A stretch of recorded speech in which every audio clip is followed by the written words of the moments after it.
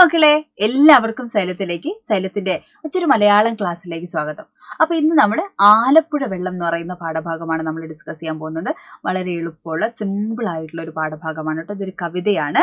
മലയാളത്തിലെ പ്രശസ്ത എഴുത്തുകാരിയായ അനിത തമ്പിയാണ് ഈ ഒരു കൃതി എഴുതിയിട്ടുള്ളത്. മലയാളത്തിലെ ഉത്തരാധുനിക സാഹിത്യകാരിൽ വളരെ പ്രധാനപ്പെട്ട ശ്രദ്ധേയായിട്ടുള്ള എഴുത്തുകാരിയാണ്.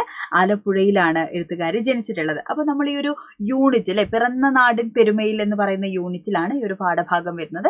ആ യൂണിറ്റിന്റെ പ്രത്യേകത നമ്മൾ ഓൾറെഡി പഠിച്ചതാണ്. അതായത് വ്യത്യസ്തമായിട്ടുള്ള ഇടത്തെ അല്ലെങ്കിൽ ദേശത്തെയാണ് എന്ത് ചെയ്യുന്നത്, നമ്മളുടെ ഈ ഒരു യൂണിറ്റിൽ മുഴുവൻ ദേശത്തെ അടയാളപ്പെടുത്തിയിട്ടുള്ള കൃതികളെയാണ് നമ്മൾ ഈ യൂണിറ്റിൽ ഉടനീളം എന്ത് ചെയ്തിട്ടുള്ളത്, പഠിച്ചിട്ടുള്ളത് അല്ലെ. അപ്പോൾ എഴുത്തുകാര് അവരവരുടെ ദേശങ്ങളെ കുറിച്ചുള്ള അനുഭവങ്ങള് അല്ലെങ്കിൽ വ്യത്യസ്തമായ കൃതികളിൽ എങ്ങനെയാണ് ദേശത്തെ അടയാളപ്പെടുത്തിയെന്നൊക്കെയാണ് ഈ ഒരു യൂണിറ്റിൽ നമ്മൾ പഠിക്കുന്നത്. അപ്പോൾ ആലപ്പുഴയിൽ ജനിച്ചിട്ടുള്ള എഴുത്തുകാര് ആലപ്പുഴ എന്ന് പറയുന്ന ദേശത്തെയാണ് എന്ത് ചെയ്യുന്നത്, അവരുടെ കൃതിയിലുടനീളം എന്ത് ചെയ്യുന്നത് നമ്മൾ കാണുന്നത്. ആലപ്പുഴയെ അടയാളപ്പെടുത്തിയിരിക്കുകയാണ് അല്ലെ. അപ്പോൾ ഒരുപാട് കൃതികൾ മലയാളത്തിൽ എഴുതിയിട്ടുള്ള എഴുത്തുകാരിയാണ്. 1987 അനിത തമ്പി കവിതകൾ എഴുതി തുടങ്ങിയത്. 1999 ഇറക്കിയ പുതുമൊഴി വഴികളിൽ അനിത തമ്പിയുടെ കവിതകൾ ഉണ്ടായിരുന്നു. അതേപോലെ മുറ്റമടിക്കുമ്പോൾ എന്ന് പറയുന്നത് വളരെ മനോഹരമായിട്ടുള്ള കവിതാ സമാഹാരമായിട്ട്, അല്ലെങ്കിൽ മാതൃഭൂമി അതിനെ ഏറ്റവും ആ വർഷത്തെ ഏറ്റവും മികച്ച പുസ്തകമായിട്ട് തെരഞ്ഞെടുത്തിരുന്നു. 2010 അഴകില്ലാത്തവയെല്ലാം എന്ന പേരിൽ രണ്ടാമത്തെ കവിതാ സമാഹാരം എഴുത്തുകാരി എഴുതി. ഇംഗ്ലീഷ്, ഫ്രഞ്ച്, ജർമ്മൻ തുടങ്ങിയ ഒരുപാട് ഭാഷകളിലേക്ക് അനിത തമ്പിയുടെ കവിതകൾ എന്ത് ചെയ്തിരുന്നു, വിവർത്തനം ചെയ്തിട്ടുണ്ട്. മുറ്റമടിക്കുമ്പോൾ, അഴകില്ലാത്തവയെല്ലാം തുടങ്ങിയത് പ്രധാനപ്പെട്ട കൃതികളാണ്. മുറ്റമടിക്കുമ്പോൾ എന്ന കൃതി മാതൃഭൂമി ഏറ്റവും മികച്ച പുസ്തകമായിട്ട് തെരഞ്ഞെടുത്തിരുന്നു. അപ്പൊ അനിത തമ്പി രചിച്ച ആലപ്പുഴ വെള്ളം എന്ന് പറയുന്ന കവിത ഒരു എഴുത്തുകാരിയുടെ സർഗാത്മക ജീവിതത്തിലും അല്ലെങ്കിൽ സ്വത്വബോധത്തിലൊക്കെ ജന്മദേശം, അവനവന്റെ നാട് എങ്ങനെയാണ് കടന്നു വരുന്നത്, എത്രത്തോളം സ്വാധീനം ചെലുത്തുന്നു എന്നുള്ളത് വളരെ മനോഹരമായ രീതിയിൽ അവതരിപ്പിച്ചിരിക്കുന്നതാണ് നമ്മളുടെ പാഠഭാഗം. ഓക്കെ, അപ്പൊ നമുക്ക് കുറച്ച് വരികൾ ഒന്ന് വിശദീകരിക്കാം. ആ വരികളിലൂടെ ഈ ഒരു പാഠഭാഗം നമുക്കൊന്ന് മനസ്സിലാക്കാൻ വേണ്ടി ശ്രമിക്കാം. ഓക്കെ, അപ്പോ ഈ ഒരു പ്രത്യേക സാഹചര്യത്തിൽ സാഹിത്യകാരൻ ആറ്റൂർ എഴുത്തുകാരിയോട് ചോദിക്കുകയാണ്.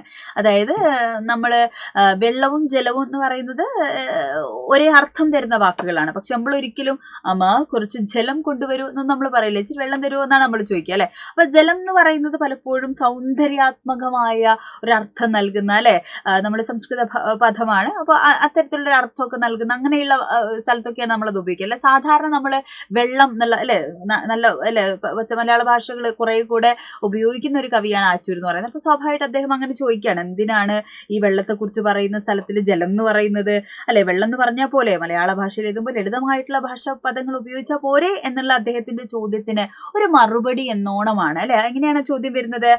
ആലപ്പുഴ നാട്ടുകാരി കരിമണ്ണു നിറക്കാരി കവിതയിൽ എഴുതുമ്പോൾ ജലം എന്നാണ് എഴുതുന്നു. അപ്പൊ കവി ചോദിക്കുകയാണ്, വെള്ളം എന്നല്ലേ നല്ലത് എന്ന് ചോദിക്കുകയാണ് അപ്പൊ ആ ചോദ്യത്തിൽ നിന്നുമാണ് കവിയത്രി എന്ത് ചെയ്യുന്നത്, ഈ ഒരു ഉത്തരം എന്താണ് എന്നുള്ള തന്റെ സ്വത്വബോധത്തെ തിരിച്ചറിയുന്ന ഒരു ദേശത്തിന്റെ അടയാളപ്പെടുത്തലുകൾ കവിതയിലേക്ക് വരുന്നത് ആ ചോദ്യം മുതലാണ്.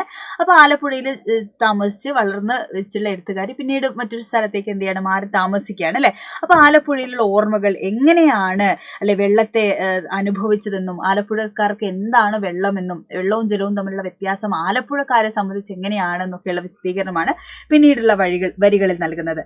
ആലപ്പുഴ നാട്ടുകാരി മെടഞ്ഞോല മുടിക്കാരി തൊണ്ടുചീഞ്ഞ മണമുള്ള ഉപ്പുചേർന്ന രുചിയുള്ള കടും ചായ നിറമുള്ള കലശ വെള്ളത്തിന്റെ മകൾ എന്ന് സ്വയം എന്ത് ചെയ്യാണ്, തന്നെ അഭിസംബോധന ചെയ്യാണ് എഴുത്തുകാരി. ഓക്കെ, അപ്പൊ ഇവിടെ എന്താ പറയുന്നത്,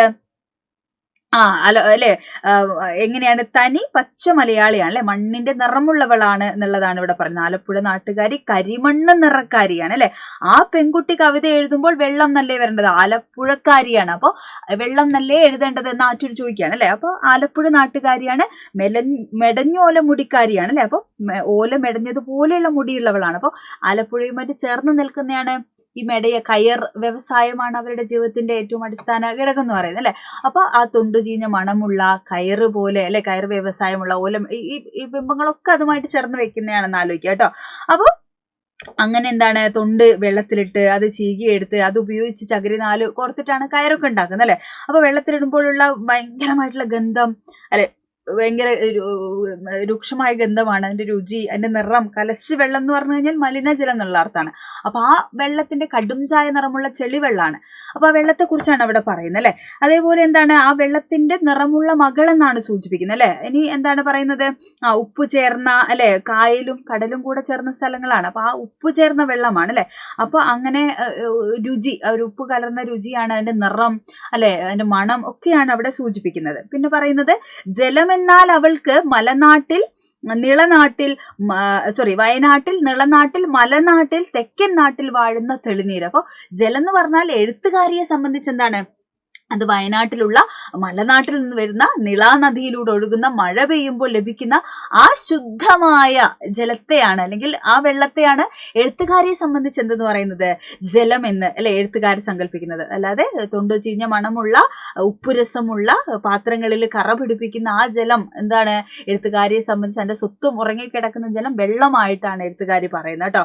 അതെങ്ങനെയാണ്, മണമില്ലാത്തത് നിലം തൊടും മുൻപുള്ളത്, മണമില്ലാത്തത് മണ്ണിനാഴങ്ങൾ തരുന്നത്, നിറമില്ലാത്തത് ദൂരം ഉയരങ്ങൾ കാണുന്നത്, സമതലങ്ങളിൽ വാടി കിടന്നിടത്ത് പോകാത്തത് അല്ലെ. അപ്പൊ ജലമെന്നാൽ അവൾക്ക് എന്താണ്, തെളിനീരാണ് എന്ന് പറയാണ് അല്ലെ. അത് ശുദ്ധജലത്തെയാണ് സൂചിപ്പിക്കുന്നത്. ഉയരങ്ങൾ, ഒഴുക്കുള്ള വെള്ളമാണ്. മലമുകളിൽ നിന്ന് താഴേക്ക് പതിക്കുന്ന അല്ലെ, കെട്ടിക്കിടക്കാത്ത അല്ലെ, മലിനമല്ലാത്ത ജലത്തെയാണ് എഴുത്തുകാരി എന്ത് ചെയ്യുന്നത്, പറയുന്നത് അല്ലെ. ചാകരയ്ക്ക് തുറ പോലെ തുള്ളുന്ന മഴക്കാലം അല്ലെ. അപ്പൊ മഴ വരുന്ന സമയത്ത് എന്ത് ചെയ്യുന്നു, പ്രളയം കൊണ്ടുവരുന്ന മഴയാണ് ആലപ്പുഴക്കാർക്ക് ജലം എന്ന് അല്ലെങ്കിൽ വെള്ളം എന്ന് പറയുന്നത് അല്ലെ.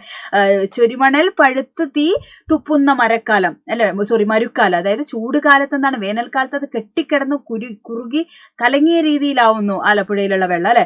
പിന്നെ എന്താണ്, കവിഞ്ഞിട്ടും കുറുകിയും കഴിച്ചിലാകുന്ന വെള്ളം, പിഞ്ഞാണം ചരുവങ്ങൾ കോരിവെക്കും കുടങ്ങൾ, തേച്ചാലും ഉരച്ചാലും പോകാത്ത ചെതുമ്പലായി പറ്റിച്ചേർന്നിരിക്കുന്നു വെള്ളത്തിന്റെ വേദന എന്നാണ്. അപ്പൊ വെള്ളത്തിന്റെ വേദനയായിട്ട് പറയാണ് അല്ലെ. ഉപ്പ് കലർന്ന വെള്ളമാണ്, ഏതു പാത്രത്തിൽ എടുത്തു വെച്ച് കഴിഞ്ഞാലും എന്ത് ചെയ്യണു, അതിന്റെ അല്ലെ ഒരു അവശിഷ്ടം അല്ലെ, നിറം വ്യത്യാസം അതിനുണ്ടാവും അല്ലെ. അപ്പൊ ആ വെള്ളത്തിന്റെ വേദനയായിട്ട് പറയണം. ആ പാട് എല്ലാ കാലവും എന്ത് ചെയ്യണു, അവിടെ ഉണ്ടാവും എന്ന് പറയാണ് അല്ലെ. കനാലുകൾ, ബോട്ട് ചെട്ടി, കല്ലിരുമ്പ് പാലങ്ങൾ, കുളം, കായല്, വിരിപ്പായൽ, കുളവാഴ പൂച്ചിരി, ചകിരിപ്പൊന്നൊളിയുള്ള ഇരുമ്പിന്റെ ചുവയുള്ള വിയർപ്പിന്റെ വെക്കയുള്ള ആലപ്പുഴ വെള്ളം ഇളകിയും മങ്ങിയും അതിദൂരത്തകലുന്നു, പറവകൾ കാണുന്ന പടങ്ങളായി മാറുന്നു എന്നാണ്.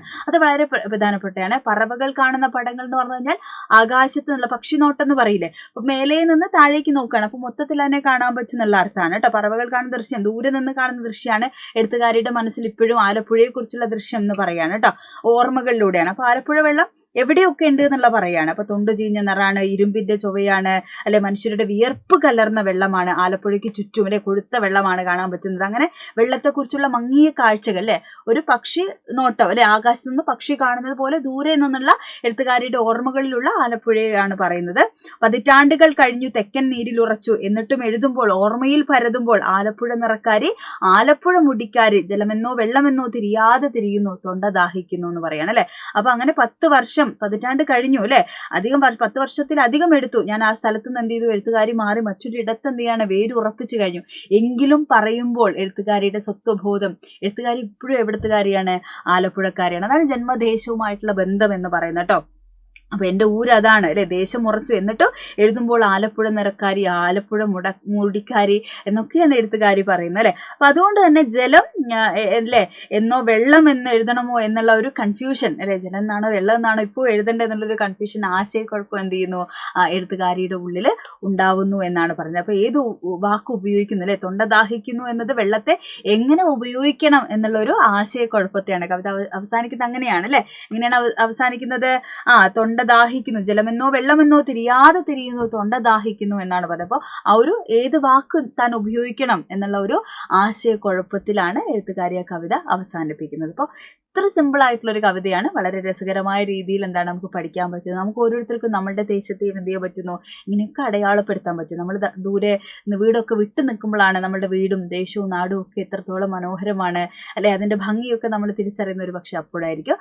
അപ്പൊ ഇങ്ങനെ തന്റെ ദേശമായ ആലപ്പുഴയെ അല്ലെ അടയാളപ്പെടുത്തിയ കവിതയാണ് ആലപ്പുഴ വെള്ളം എന്ന് പറയുന്ന അനിതാ തമ്പിയുടെ ആലപ്പുഴ വെള്ളം എന്ന് പറയുന്ന കവിത. ഓക്കെ, നമുക്ക് ക്ലിയർ ആയില്ലേ, സെറ്റായില്ലേ? യെസ്. അപ്പൊ ഇതേപോലെ നമുക്ക് മറ്റു പാഠഭാഗങ്ങൾ സിമ്പിളായിട്ട് പഠിക്കേണ്ടതുണ്ട്.